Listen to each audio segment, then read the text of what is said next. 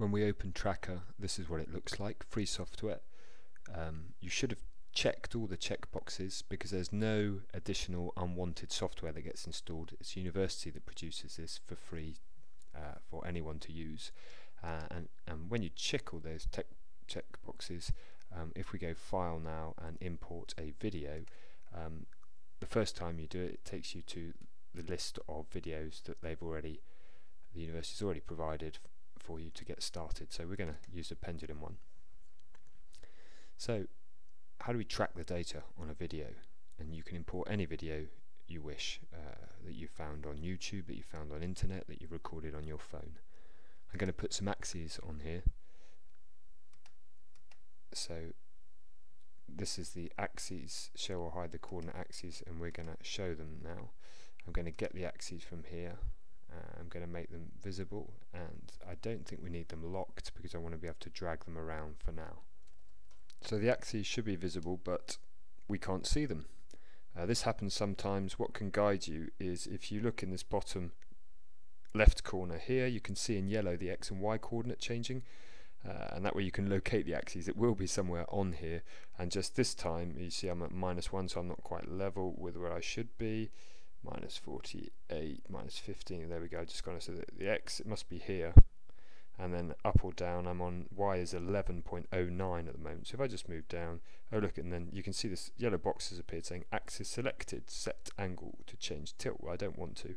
I want to drag to change position. You see that's now changed. So I found the axis, it was there, it's just been put at the corner of the image that's appeared in this video. So if you don't panic if you don't see the axis, it's on there somewhere. Use the coordinates in the bottom left to find it. Okay, I'm going to put mine about here.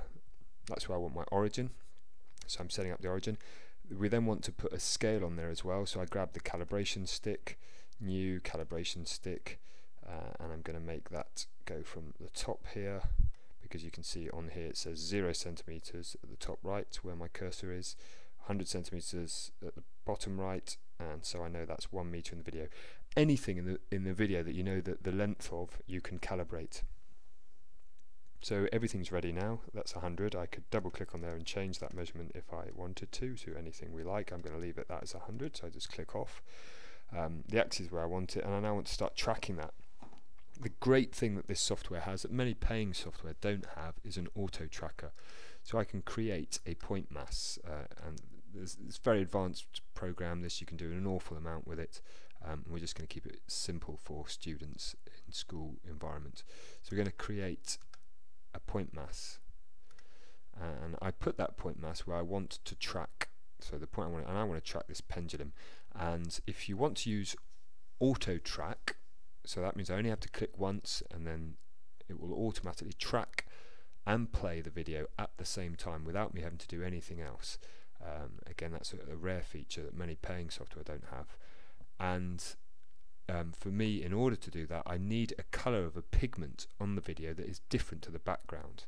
So illuminous dots are great things to have, like stickers to put on anything a student might want to film, ready to analyze in this way. So, and the auto track then, once I've got that point mass, I'm going to say, okay, I'm going to do it there, but I've created the mass, but actually what I want to do is auto track. So before I click anywhere to position the mass, I'm going to let it know that I'm intending to auto track. And you get this useful advice in here, and this is really important. You have to shift and control to click and track. If you forget about shifting, control, click, you can spend a long time trying to work out how to get the video and tracking started. So for auto track, it's shift and control click. So I go to that pigment, shift control click, and then I just search, and it will automatically follow that point the whole way through the video and play. If at any time it loses the pigment, so you see it's just gone across this white line, and that's probably why it's lost it, you can just again hold down the shift control click and click it to say yes, don't worry, you haven't lost it, you're in roughly the right place.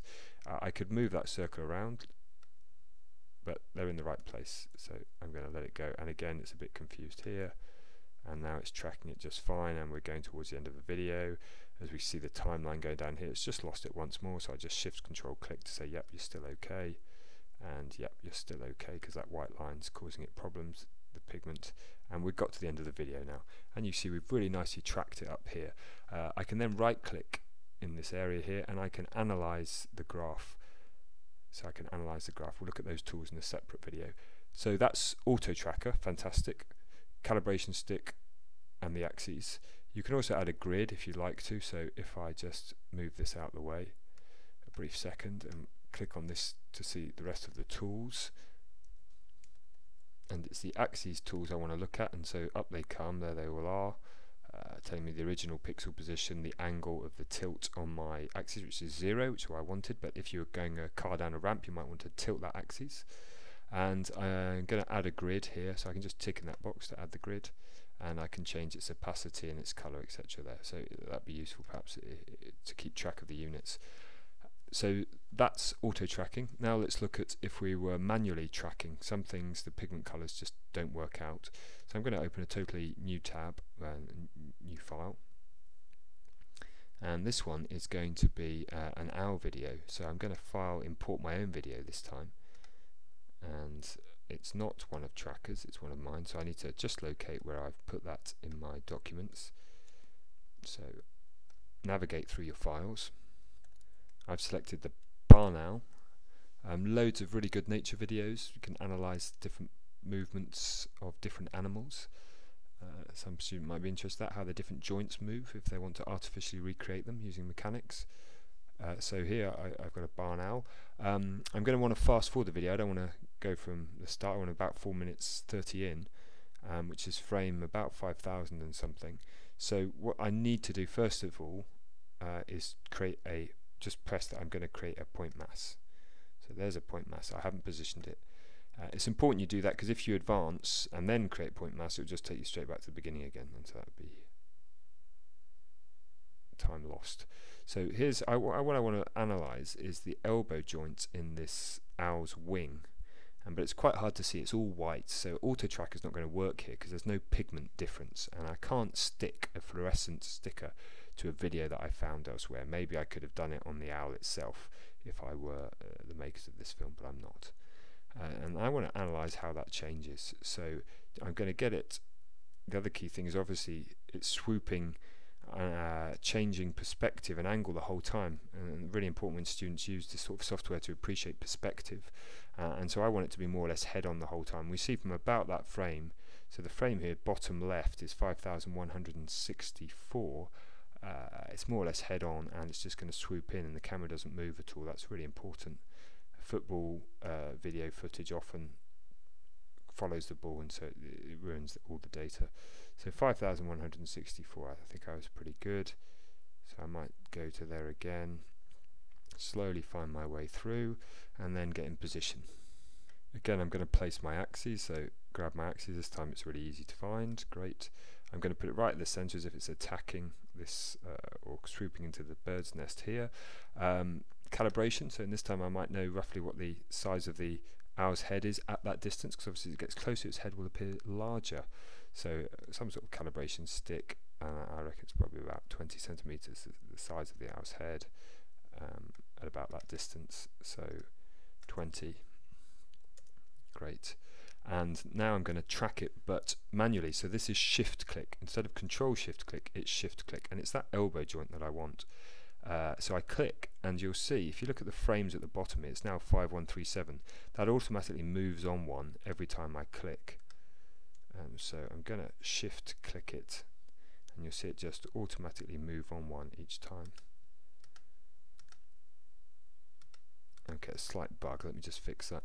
Okay, I just forgotten to click on the mass up here in the track control, just to let it know that I was now going to use this mass A. So here we go again, we're clicking on that point, and just a shift click, so shift click, and it moves on. Do you see that's now moved on to 5138? You'll see it move on to 5139, and then 5140, and then 5141. So it's a bit laborious, but what are you talking about really? 10 minutes, and that's normal. That's part of mathematics and science, isn't it? It takes time to get good data. We'll jump ahead to where we've already collated all this data, and we get the full data in this spreadsheet here: time, horizontal distance, vertical distance, and up here I have the graph. Really helpful. And if you had numerous mass points, you can select between them.